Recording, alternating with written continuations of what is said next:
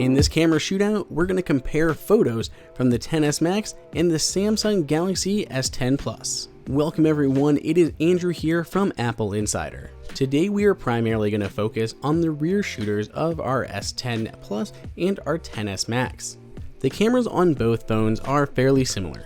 Both have 12 megapixel wide and tele lens with optical image stabilization.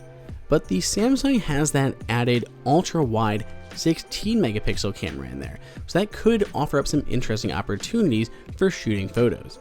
Everything we shot here was in the default camera app, and we did switch around through the different modes. We do show off some panorama, we do show some food photography a little bit, but largely we stayed with kind of the default stuff and we didn't do any retouching, so you can see everything right off the camera itself. We do the best we can to do direct comparisons, but for instance on the iPhone XS Max, there is no ultra wide lens, so we only have one single shot to show for that, but you can see the difference of how it compares to the wide and the tele lenses on both other cameras. Other than the addition of that ultra wide angle camera, there's not too much changed on the Galaxy S10 Plus from the S9, so we still got some excellent photos, if maybe a little oversaturated.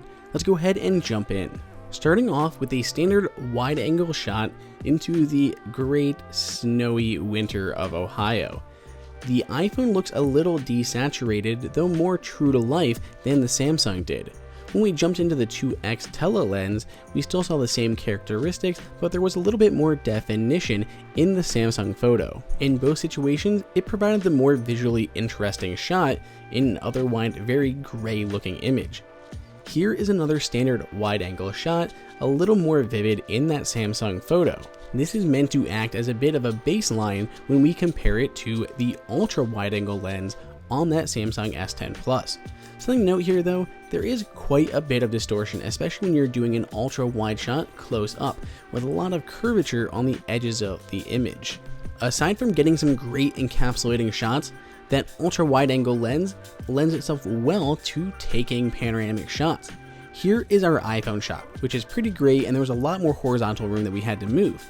But when we did the same shot on our S10 Plus, you can see we have a lot more vertical real estate to work with. When we overlay the shots, you can see how much more we get in our S10 image versus the iPhone XS. Let's move away from that wide angle lens and maximize our zoom. This is 10x digital zoom on our iPhone XS Max. You see there's still quite a bit of color, even though it starts to get a little grainy that far in. On the S10 Plus, however, it gets even worse. We even lose more saturation, which is kind of a surprise on the Samsung phone.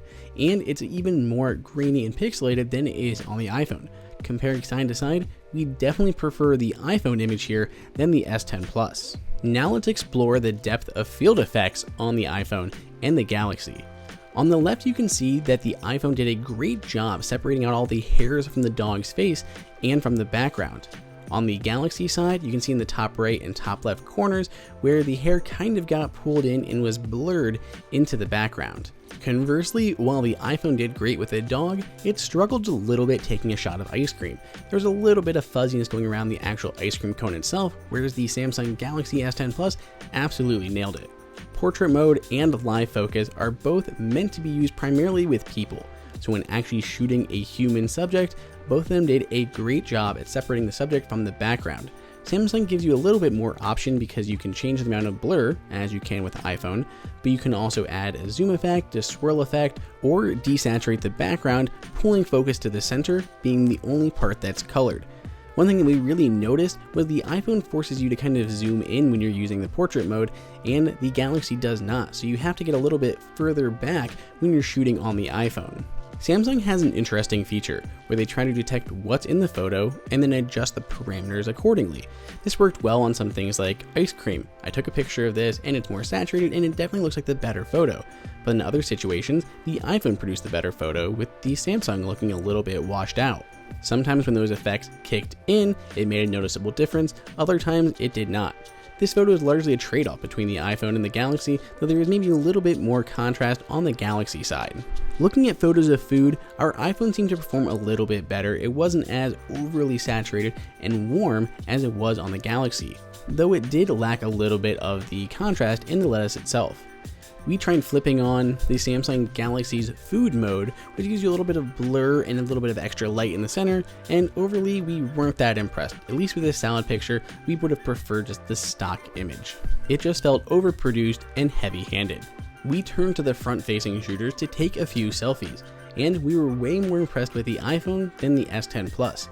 The S10 Plus is a little bit too smoothed out, skin tones look a little bit on the white side, and honestly it just looks a little more distorted than the actual image that we got off of our iPhone. If people were upset at Apple during Beautygate when they over-softened faces, they should be even more upset at Samsung right now. Once more with the selfie camera, we took a low-light stylized selfie, and this time the S10 Plus performed better than the iPhone, giving a much better overall balance to the image and with less grain. So after all of that, where does it leave us? Which phone is better with better cameras? Honestly, it's a bit of a toss-up. Both phones have their pros and both have their cons. The Samsung can look a little bit oversaturated at times, and the ultra wide-angle lens is pretty amazing.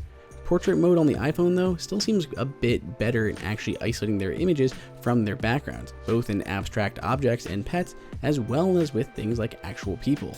Both cameras are great, though with a little bit of editing from all the third-party apps that are out there, whether on your iPhone or your Android device, any photo is going to look even better.